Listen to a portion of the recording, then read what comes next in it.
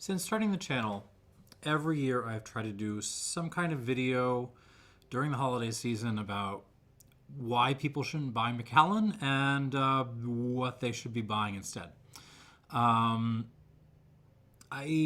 just skipped it last year because I couldn't think of a good gimmick, but then you guys got a Tom the Whiskey Fund Manager video out of it, so please no complaining. And like it's I do these not because I hate Macallan. I don't. I think the old cask strength was absolutely phenomenal before they killed it. I thought the old vintage jaded 18-year-olds were phenomenal before they replaced them with some other things and jacked up the price enormously. It's a distillery capable of phenomenal single malt whiskeys, and they're just asking way too much money for them relative to what you're getting. So that's kind of been the message. So in past videos, I've tasted newer Macallans against older Macallans to kind of show up where the quality of the newer stuff is. I've talked about alternatives to Macallan within the broad realm of Scotch single malt whiskey, and this time around I thought I would do alternatives to Macallan,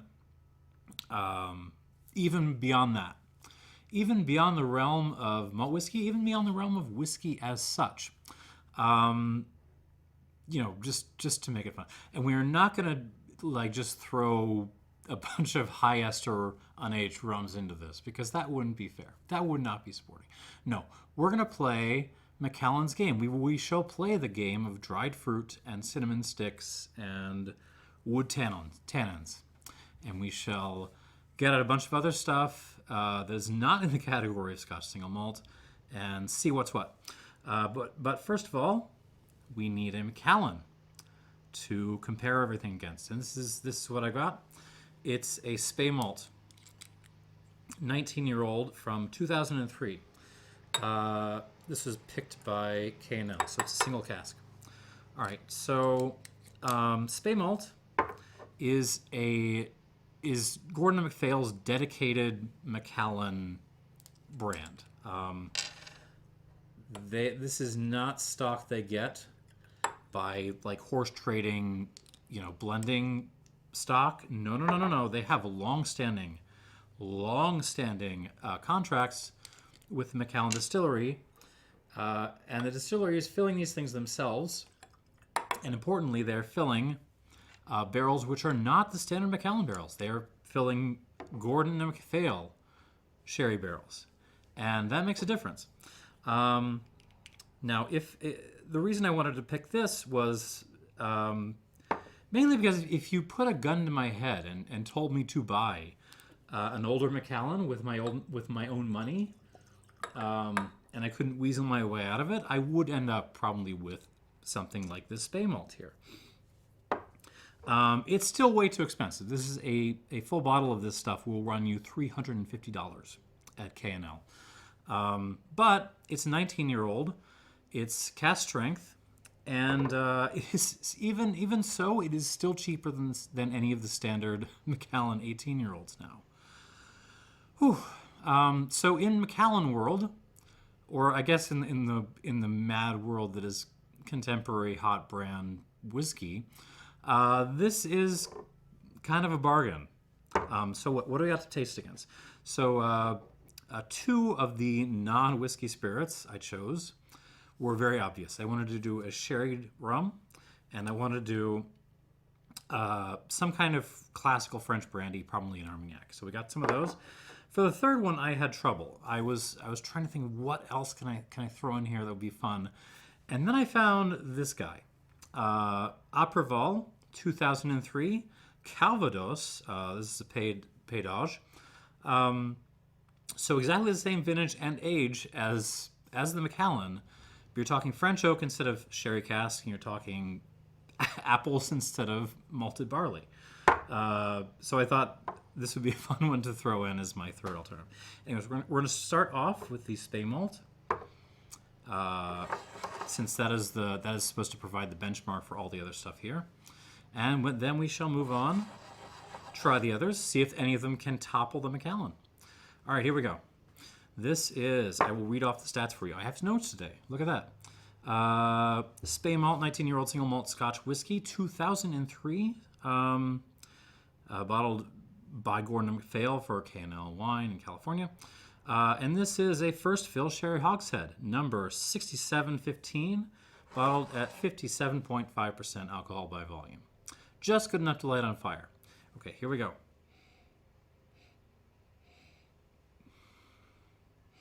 Initial impression is it smells like a darn fine sherried malt.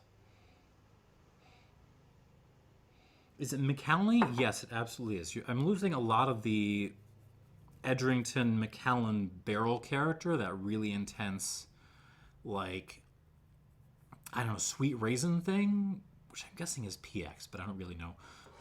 That I'm not really that fond of anyways. What I'm getting in place of that is really kind of orangey notes. There's a lot of marmalade on this. Lots of figs, black pepper, Turkish coffee, which is kind of a Macallan signature. If you go, so one day you have to go to Turkey, to the markets in Istanbul. Follow the guys running around with plates heading to the stores. Follow them back to the coffee houses they come from. Those are the best ones. Get yourself a nice Turkavezi, as they say. They tend to be much. They got the cardamom and the sugar, right? But also the coffee's different. It's a much more kind of green, almost herbaceous coffee, and that's kind of what I'm getting on the nose here.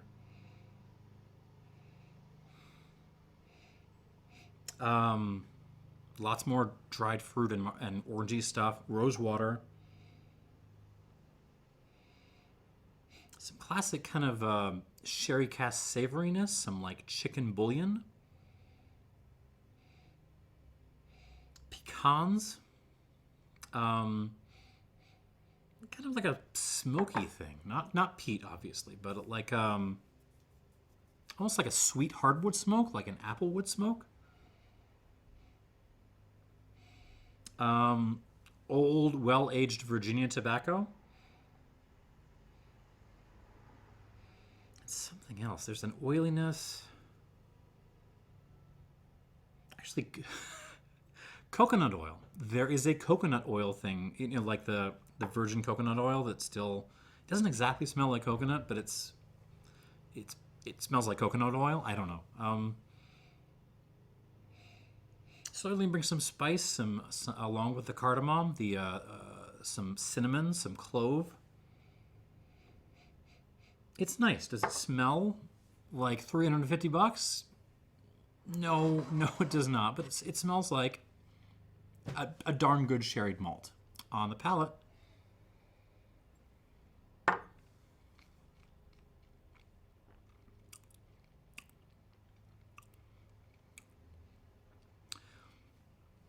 Same kind of story, just a really, really good, classically made sherried malt Scotch whiskey. And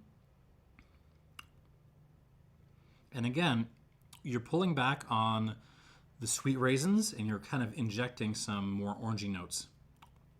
That's the difference between the Gordon Macphail Macallans and the standard Macallans. So what am I getting? Malted milk balls. I am getting, not really marmalade, it's more like a chocolate orange note. You know those things you buy right around this time of year and you smack them on the table to get the little slices to break off? That. Turkish coffee again, black pepper.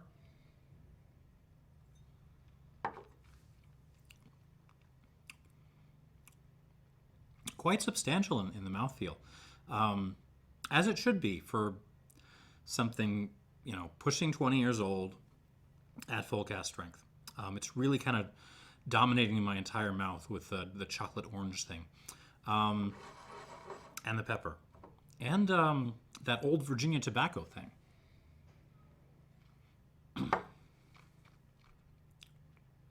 Oh, along with the Virginia, little Perique in there. I am never going to complain about Perique tobacco showing up in my spirits. I love the stuff.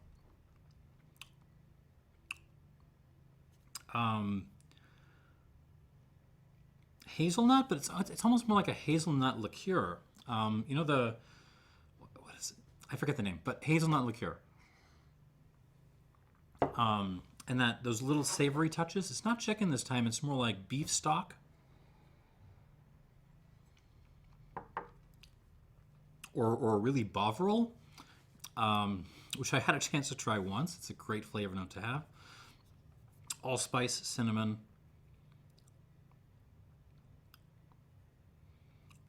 And a little bit of like a gummy worms thing. That's kind of fun. It's just a really well-sorted, classical sherried malt whiskey. That's what this is.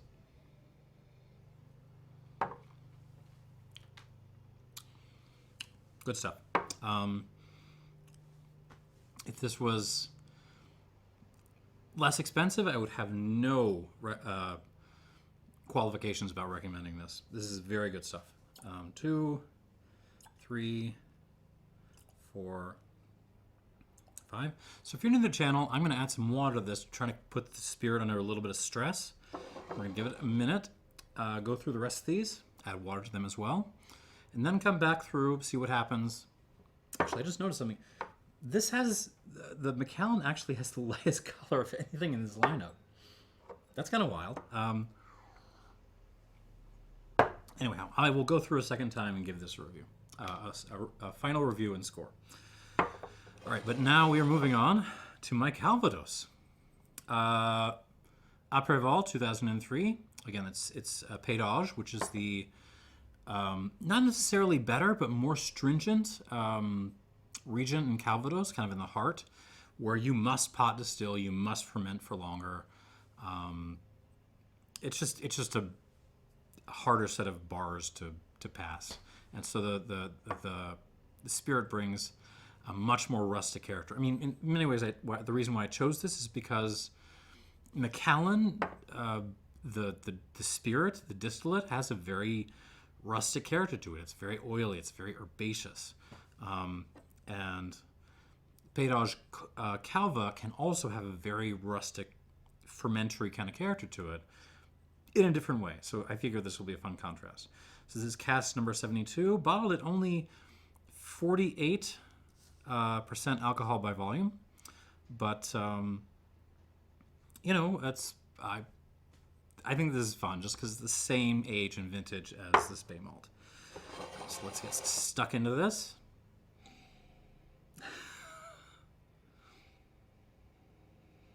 Oh, that's a great nose. Great nose. It's okay. So it's a huge apple assault. First of all, I was expecting more kind of tertiary funk than this has, but I'm not complaining. Like, this is just it's fresh cider, but also like apple cheese at the same time. Again, I talk about apple cheese a lot on this channel. This is a flavor note you must know if you're a fan of classical French spirits or sherried Scotch or anything in that territory. Go to your local Lithuanian grocery store, get yourself some apple cheese, get that flavor note in your brain. But then, it's quite floral too. Lots of dried flowers. That's kind of the Calva funk I was looking for, the floral character. Figs, prunes, black pepper, black tea. And there's an appealing mustiness to this. It smells like old cellar, but like there's more going on than that. It's almost in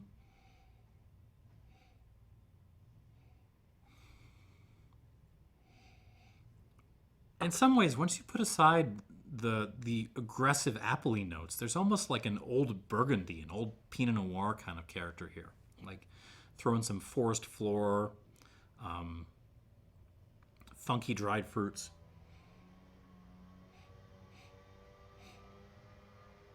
More flowers, even some cinnamon on this. So like you know, airport cinnamon bun. And Turkish coffee again, but this is more like, this is not Istanbul Turkish coffee. This is, you go to a nice Mediterranean restaurant in downtown Chicago and you get a Turkish coffee.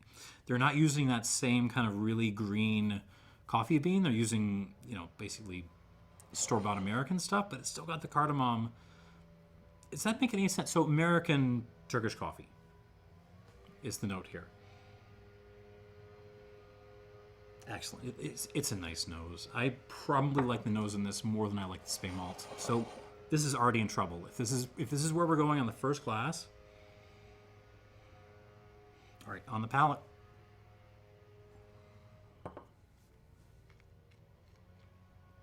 Some yard work going on outside. I'm not sure if you can hear that. Give me a second.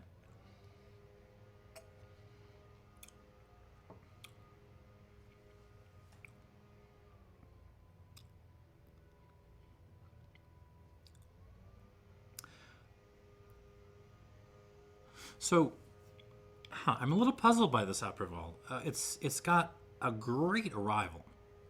Up front, it's terrific. But then the finish is actually, it kind of fades pretty quickly. I mean, it doesn't fade completely, but it fades a lot. It just kind of like recedes very quickly, and I'm just left with some aggressive French oaky notes, the musty barrel thing. And the mouth length is also a little surprisingly short. It's really, most of what's happening is happening at the front of my mouth. Let me try this one more time. Get some notes on the table.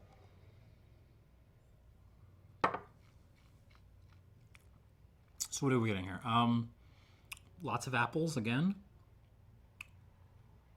Almost like musty apples. So, ones that are a little bit starting to ferment a little bit. Apple cheese. Musty old wood as well. Those kind of funky. It's not really Burgundian on the palate. Now it's just like more, like musty cellar kinds of stuff. A little sour cherry.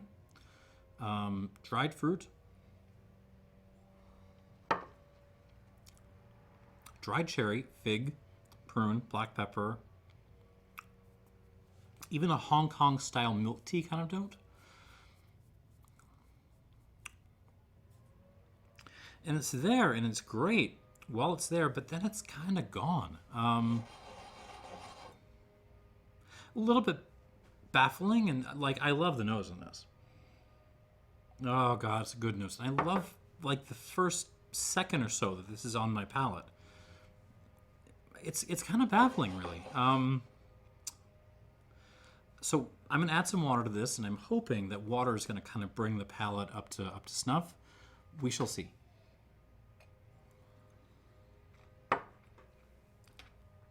right, not too much. I'll give this like a squirt and a half. It's only 48% odd.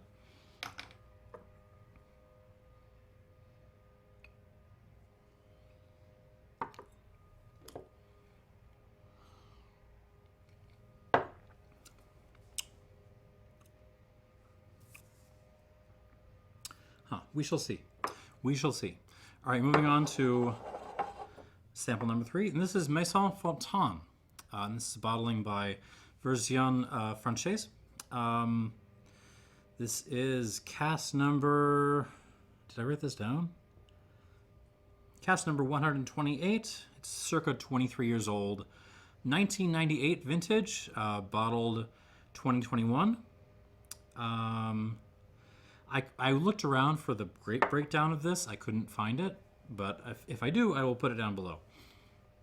In any case, it's a Baz Armagnac, and 371 bottles of this, 54.6% alcohol. So getting a little bit more aggressive with the heat on this. And I picked this because Armagnacs can bring a lot of the same, dried fruit, spice kinds of notes that people want in sherried whiskeys. So this just seems like a fun. They tend to be a lot more rustic than sherried whiskeys, but this seems like a fun alternative to try. And on the nose, it's just classically Baz Armagnac. Like, this is elemental. Beautiful dried cherries, prunes, golden raisins, hint of like lime peel.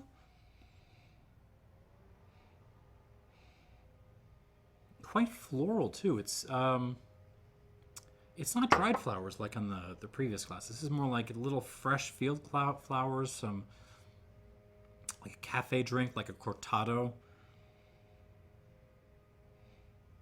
But then it's also just so rustic. It's like you took all of those notes I just said and then smothered it all in like mud and pepper. It's great. Orange peel, cinnamon sticks. It's not exactly musty cellar. It's more like what is that? No, so imagine you're in the 70s and you're wearing like a super cool tweed wool jacket, and it starts to rain, and you get your jacket all wet, and you go inside and you just kind of like let it sit there for 2 hours, and you smell it. That's kind of what this smells like musty wool jacket. Oh, and then there's some herbaceous notes. There's some spearmint. Even a little bit of absinthe on this. Nice. Okay, on the palate, here we go.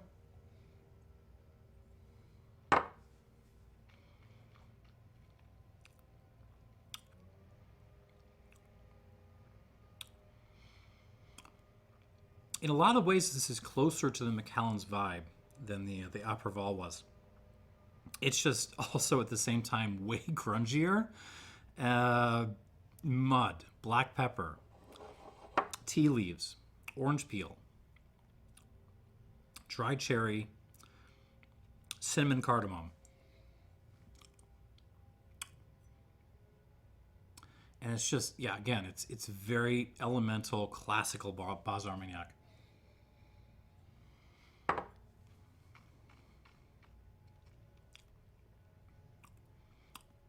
Just like a really old wood here, like almost like reclaimed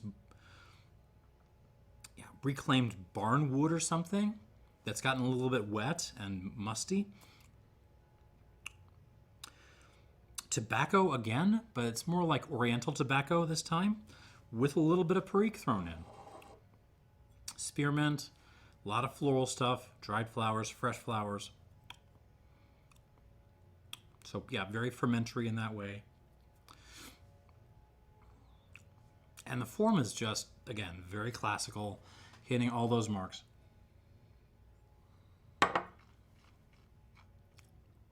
Great delivery, good mouth length, long finish. Bringing a lot of grip and tannins on the back, but it's still a little bit lifted. That little hint of like orange peel and lime peel is really making this almost a little bit mouth-watering, despite the heft of the thing. Really nice. I do not know anything about this estate. I kind of picked this kind of because of the strength, really. Like 54.6 is pretty darn strong for Baz Armagnac of this age. But I am pleased. I am very pleased indeed. All right, 1, 2. Let's go at least 4. 3, 4.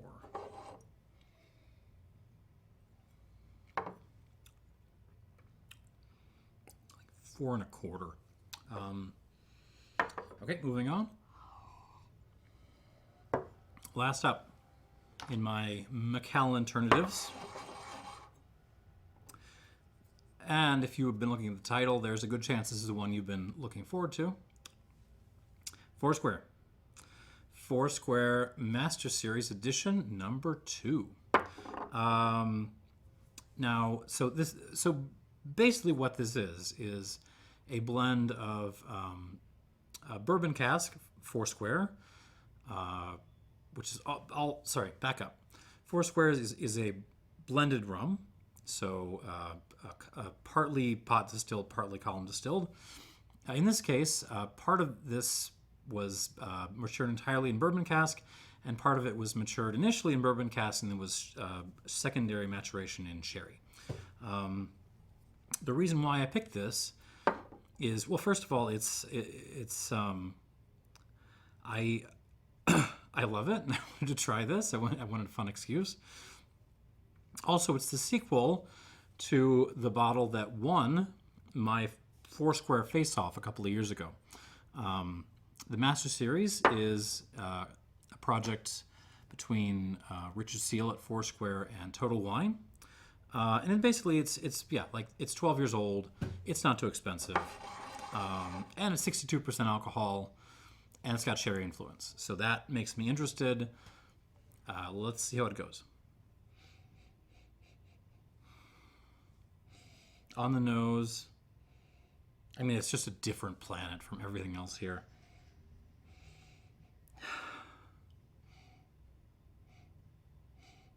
Oh man. Okay, so where to start? First of all, it's a much more decadent nose than anything else here, but there's a very desserty character to this, but it brings a ton of complexity along with that just decadent character. It's yeah, wow. Okay. Dessert cherry. Let's start with that. Black licorice, full Virginia flake. One of my all-time favorite tobaccos. Full Virginia flake is a dead giveaway for Foursquare. An entire, like, southern dessert cart. Pineapple cake, lane cake, pecan pie. Black pepper is certainly in the house, but not as aggressively as the previous couple of glasses. Little hints of like brininess happening. Golden raisin, vanilla, birch beer, peppermint, like actual peppermint, like the leaves, not like fake essence peppermint. Yeah, it's a very decadent nose, but God, it's hugely layered, and there's a lot going on. There's lots of little things. The only question I would ask is, where the heck is the sherry influence? Like, I kind of picked this thing because I wanted a sherried Foursquare, and now I'm smelling it, and I'm like, where sherry? Okay, let's see what happens on the palate.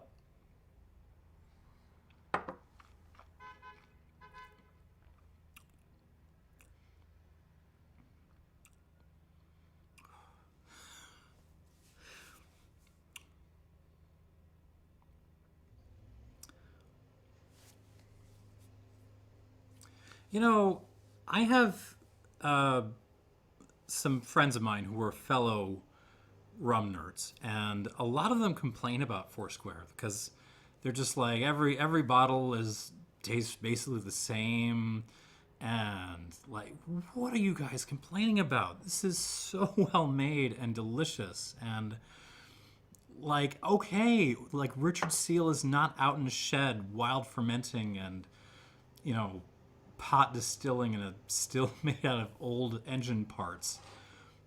This is a phenomenal bottle of rum.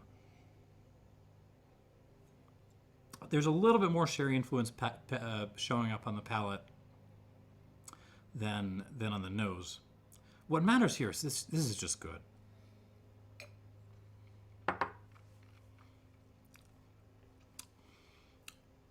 Full Virginia flake drizzled with like IHOP cherry syrup, and it's delicious. Salted licorice, birch beer again, sweet tea, southern sweet tea, black pepper, golden raisin, spearmint again, a little basil in there too, especially on the back end.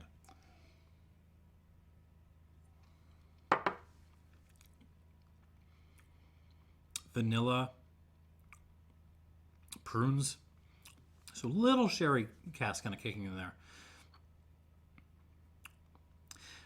Maybe a hair bit less complex and layered than the nose is, but It's just excellent. Like, I have a hard time poking holes in this. I mean, so I'm torn. I'm torn. In what many ways the Foursquare feels like the best bottle on the table here, but it's also the one that least fits the Macallan profile.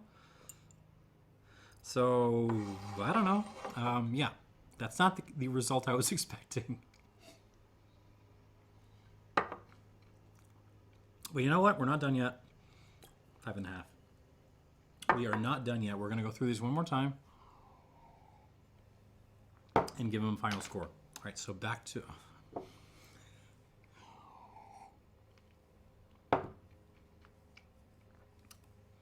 Seriously, what are y'all complaining about with Force? Like, this is so good.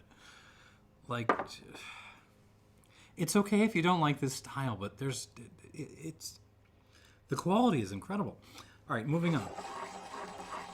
Back to the Speymalt. Now with a touch of water just to put it under pressure a little bit. Let's see what it's got. And it's the chocolate orange that comes out on the nose.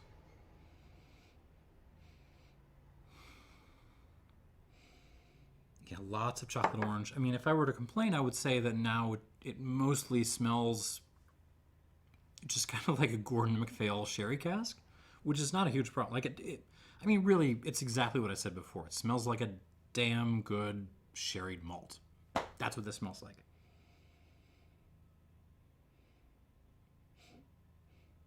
Okay, no complaints, except about the price, but you knew that already. On the palate.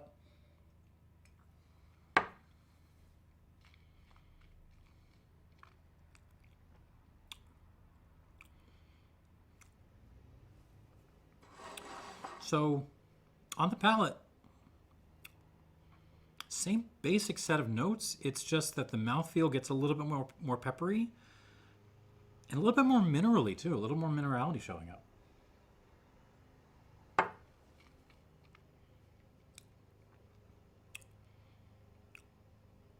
The finish is extended by just a hair, just a little bit. I mean, it mostly is what it was before, which is I hate to keep saying it, a darn good sherry Scotch malt whiskey. It's a good Macallan, no doubt. I would give this... I'm stuck between 88 and 89, so let's call this an 88 plus.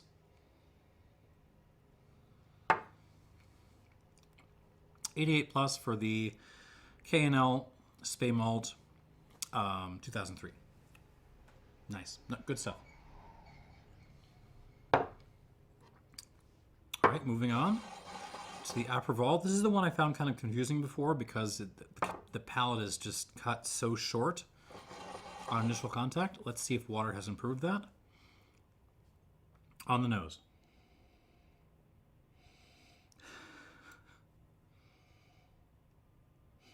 On the nose, I mean, this might be the best nose here, honestly. The Foursquare might beat it by a little bit, but not by much. We'll come to the Foursquare in a second. Good Lord, it's a good nose, though.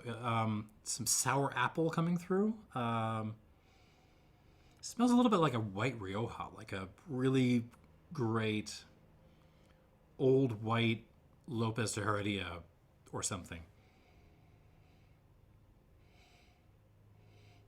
Cinnamon spice, like cinnamon spice tea, really. I mean, it's a really, really good nose, but the nose is not my problem with this. Let's see what happens on the palate.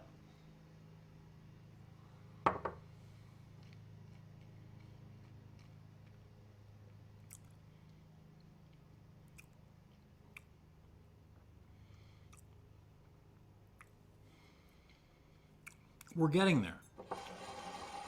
It's better. It's got a better mouth length and finish now. Still not measuring up to the Macallan, though.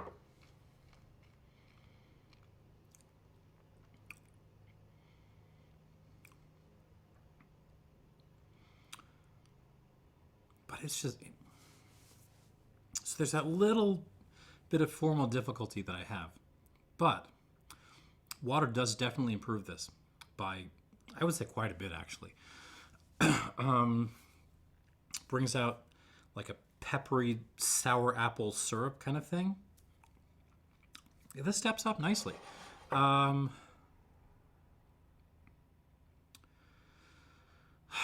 Score-wise,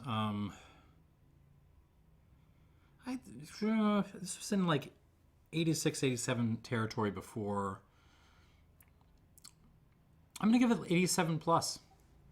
I like this. It's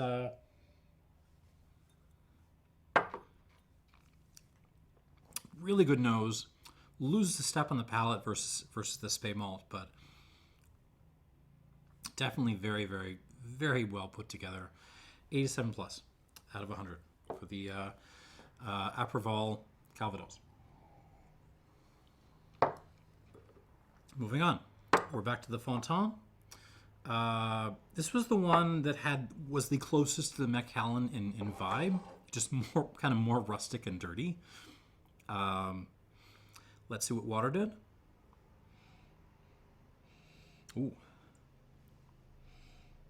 So water really brought out like the flowers and spearmint, and a little bit of dessert sherry. Not sherry, cherry.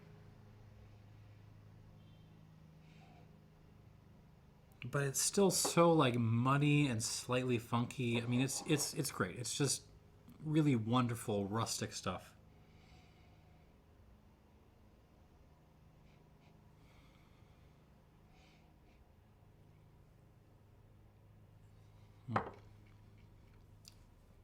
On the palate.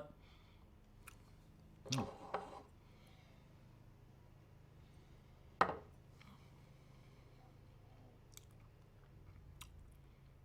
Huh. Ooh. So every once in a while I will run across a spirit where even after adding water, it isn't really convincing on the first sip. Like, it's just kind of there, and you're like, can you speak up a little bit? But on the second sip, it really kind of reasserts itself. This is kind of what this is doing. Wow, much more just earthy and grungy, and yeah, the grunge comes out with water. I feel like I'm in Seattle in the early 90s, man. Pepper, mud, sour dried fruit, flowers, terrific delivery, good finish, good yak. I mean, good yak.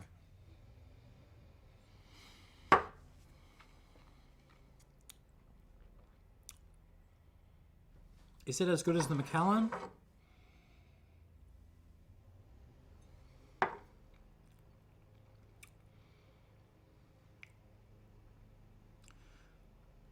No. They're very close. I feel like the Macallan has just a little bit more presence on the palate. But on the nose, they're kind of on par.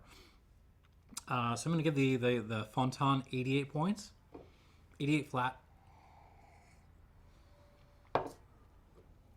Really good Armagnac. Good little value, too. And now the Foursquare. This was my favorite bottle of this set going into round 2 here. Let's see if it's lost anything. Absolutely not. On the nose, now it smells like a sherried spirit. Now it's getting like more leafy, more dried cherry, even some old books coming out, some like old leather.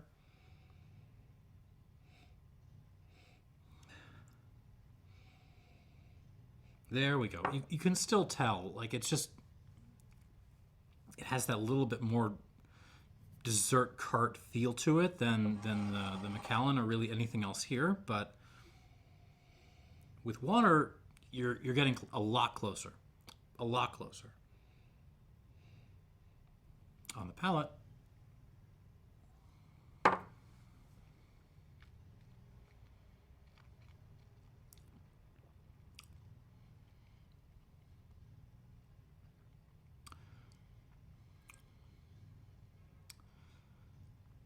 Yeah, there's no arguing with this. I mean, if all you want out of your rum is like olives and like burned tomato, this is going to disappoint you. I'm sorry, it's not going to bring those things. But man, this is good.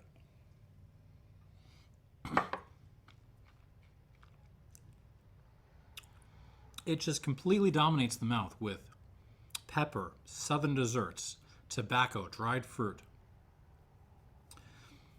peppermint, licorice.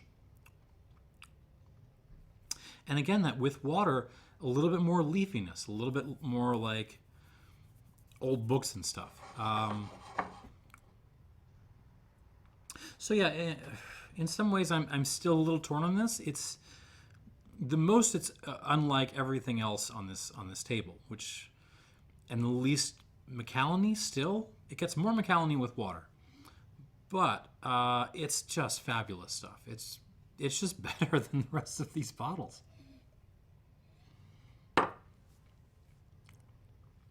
90 plus.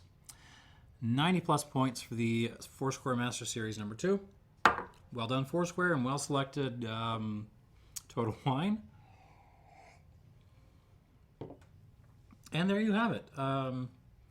So your winner is the Foursquare Master Series number 2 with 90 plus. Second place is the Speymalt 2003, 88 plus. And then it's the Maison Fontan with a flat 88. And then the little Apreval at 87 plus. And you might say, well, you know, hey, the Macallan came in second here. That's not bad at all. And it has obviously the most Macallan-y profile. So you know, that's not a bad showing, right? The problem here is the price thing. I already said that the Speymalt, this 2003, cost $350. These other three that I tasted head-to-heading with it, and which came to similar kinds of scores, all of these cost just over $100. I think the most expensive was like 120. So you could get all three of these bottles, full bottles of each, for the same price as you could get one bottle of the Macallan here. And that's kind of the point, isn't it? Like, it's not to say that this is bad. This is good. This is really good. But when you could buy three other things that are almost as good, if not better, for the same money, why? And that is the video. Thank you for watching, and cheers.